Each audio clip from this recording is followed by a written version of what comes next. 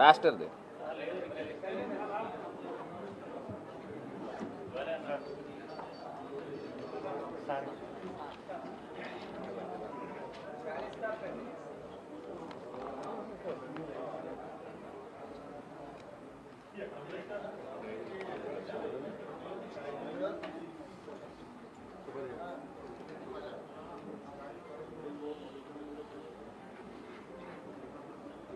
Media మిత్రులందరికీ కూడా నమస్కారం అండి.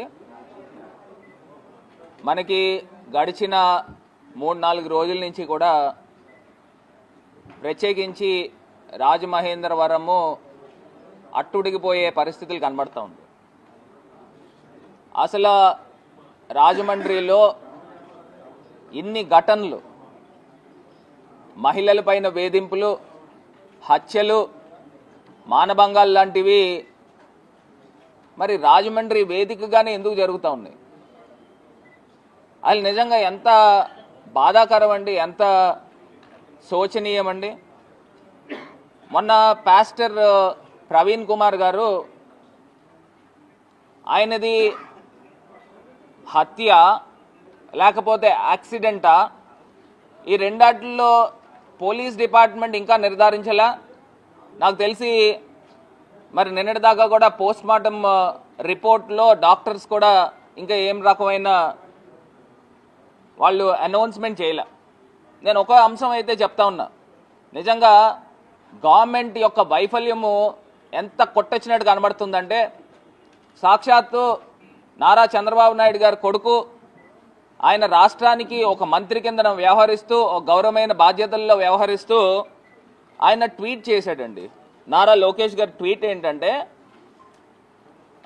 పాస్టర్ ప్రవీణ్ గారికి హఠాన్ ఏ రకంగా ఇవ్వాలి, పోస్ట్ మార్టం రిపోర్ట్ ఇవ్వకోకుండా, ఇంకా వాళ్ళు అనౌన్స్ చేయకోకుండా అది యాక్సిడెంటా హత్య అనేది మీరు ఏ రకంగా ట్వీట్ చేస్తారు?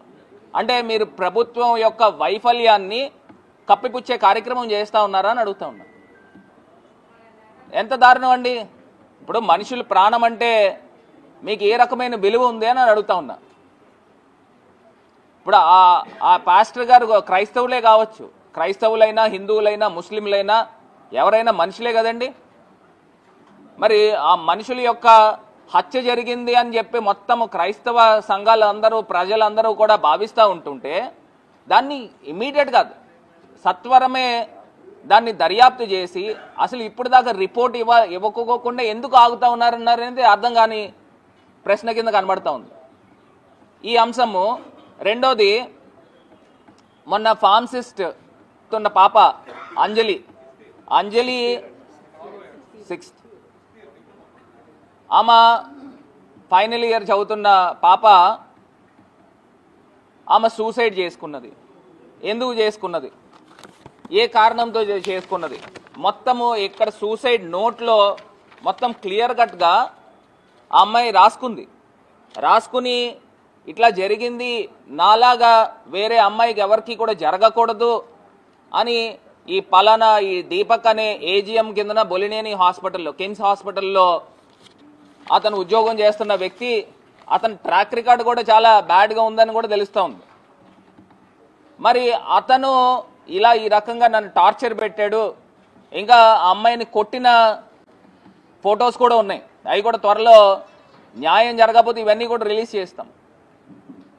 ఆ అమ్మాయిని కొట్టిన ఫోటోలు మొత్తం అంతా కూడా వాపులతో ఉన్న ఫొటోస్ ఇవన్నీ కూడా కనబడతా ఉన్నాయి. నేను ఒక అంశం చెప్తా ఉన్నా, ఇవాళ తల్లిదండ్రులు ఇద్దరిని కూడా ఇక్కడ కూర్చోబెట్టుకుని నేను ప్రెస్ మీట్ పెడుతున్నానంటే అసలు గవర్నమెంట్ వైఫల్యం కింద కనబడుతుందా లేదా అని అడుగుతాను. అసలు తల్లిదండ్రులు ఒకవేళ న్యాయం జరిగితే నా దగ్గరికి ఎందుకు వస్తారండి? అక్కడ హాస్పిటల్ దగ్గర గడిచిన 3-4 రోజుల నుంచి కూడా పడిగాపులు కాస్తూ ఉన్నారు. హాస్పిటల్ యాజమాన్యం కూడా వాళ్ళు కూడా అసలు ఆ ఇష్యూని పక్కదారి పట్టించే కార్యక్రమము మొదటి రోజు చేశారని కుటుంబ సభ్యులు చెప్తా ఉన్నారు.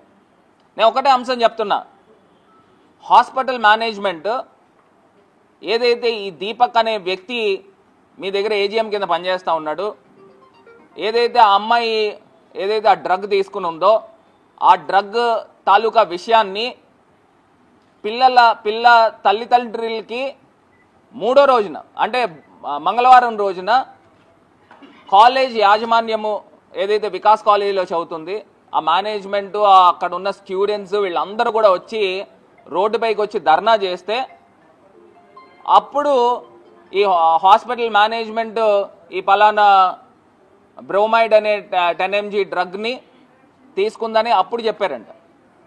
మరి ఇది ఎంత అన్యాయం అండి. అసలు నేను ఇప్పుడు మా తాలూకా డిమాండ్స్ ఏంటనేది క్లియర్ కట్గా ఇప్పుడు చెప్పదలుచుకున్నాం.